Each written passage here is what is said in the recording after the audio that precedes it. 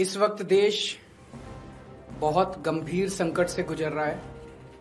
पूरे देश में एलपीजी गैस जिसे हम बोलते हैं, जो घरों में खाना बनाने के भी काम आती है, रेस्टोरेंट में, इंडस्ट्री में, तरह तरह से लोग इसका इस्तेमाल करते हैं। एलपीजी सिलेंडर का, गैस का, इसकी देश में भारी किल्लत हो गई है।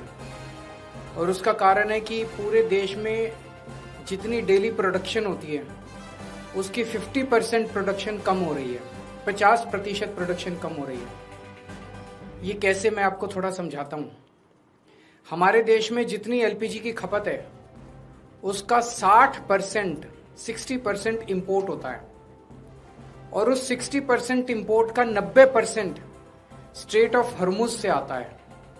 और स्ट्रेट ऑफ हॉर्मुज अब इंडिया में जितना आता था, इंडिया के लिए बंद हो गया।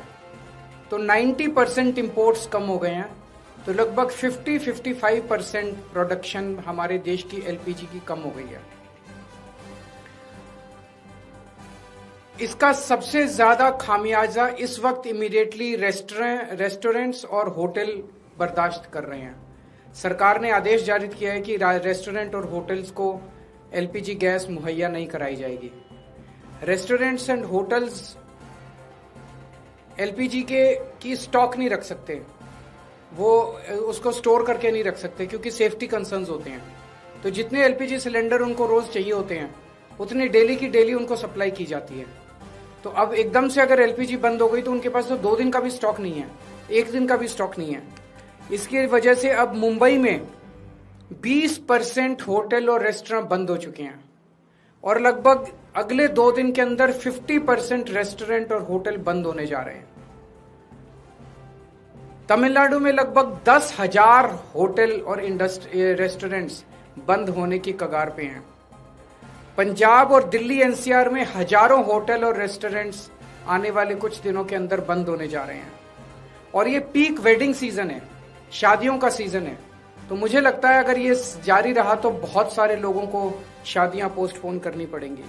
और इसी तरह की कहानियां बेंगलोर, हैदराबाद, पश्चिम बंगाल, छत्तीसगढ़, हरियाणा, बिहार, सब जगह से आ रही हैं।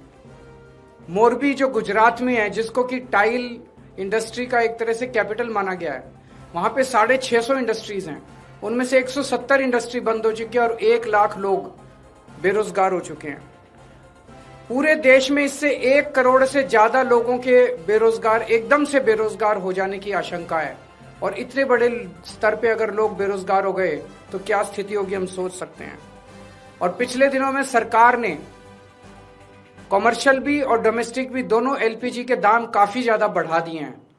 जो सरकार ने बढ़ाए वो तो अलग है, लेकिन अब मार्केट में जम के ब्लैक हो रही है एलपीजी की चारों तरफ।